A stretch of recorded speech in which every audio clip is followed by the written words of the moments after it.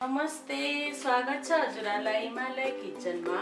आज म बनाउँदै छु काँक्राको अचार र यसको लागि मैले लिएको छु 2 कप काँक्रा, 2टा मिडियम साइजको आलु जसलाई उसिनेर अनि म्यास गरेर लिएको छु। त्यसैगरी 1 सानो चम्चा धनिया पाउडर, नुन आफ्नो स्वाद अनुसार, 3 ठुलो चम्चा तोरीको तेल, आधा सानो चम्चा मेथी, 1 सानो चम्चा भुटेर पिसेको जिरा र आधा सानो चम्चा रातो खुर्सानीको धुलो, 1/3 कप हरियो धनिया पत्ता, 2टा रातो खुर्सानी र आधा सानो चम्चा कुटेको अदुवा, 2 ठुलो चम्चा कागतीको रस, आधा सानो चम्चा बेसार र 2 ठुलो चम्चा तिल। एउटा बोल दिए। अब यसमा राख्दै छु म काँक्रा। त्यसैगरी आलु, तिल, जिरा र खुर्सानी, कागतीको रस, धनिया पाउडर, हरियो धनिया पातको पातहरू, त्यसैगरी कुटेको अदुवा र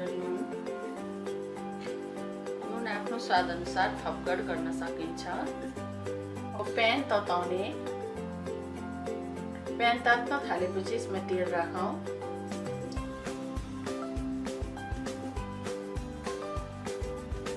तेल तात्न थाल्यो, अब मेथी राखिदिउँ।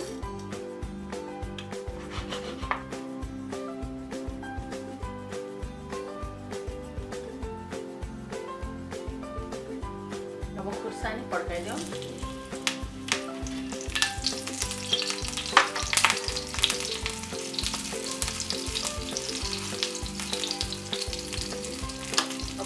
अफ गरेर बेसार पनि राखिदिउँ।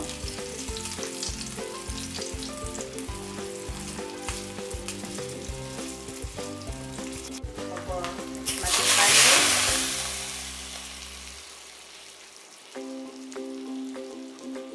हातले सबै कुराहरूलाई म राम्ररी मिक्स गर्दैछु।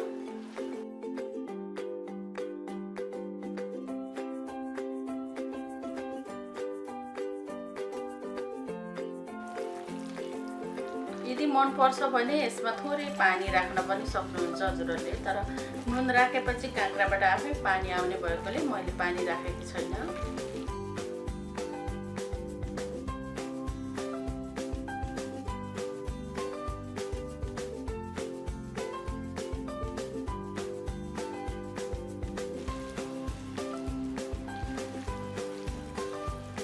र यसरी तयार भएको छ हेर्दै खाउँ खाउँ लाग्ने काँक्रा आलुको अचार।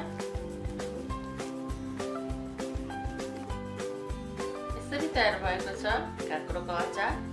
हजुरहरूलाई यो काँक्रोको अचारको रेसिपी कस्तो लाग्यो? यदि राम्रो लाग्यो भने लाइक, कमेन्ट, सेयर गर्न नभुल्नुहोला र साथै हाम्रो च्यानललाई सब्स्क्राइब पनि गरिदिनुहोला र हाम्रो भिडियो हेरिदिनु भएकोमा धेरै धेरै धन्यवाद।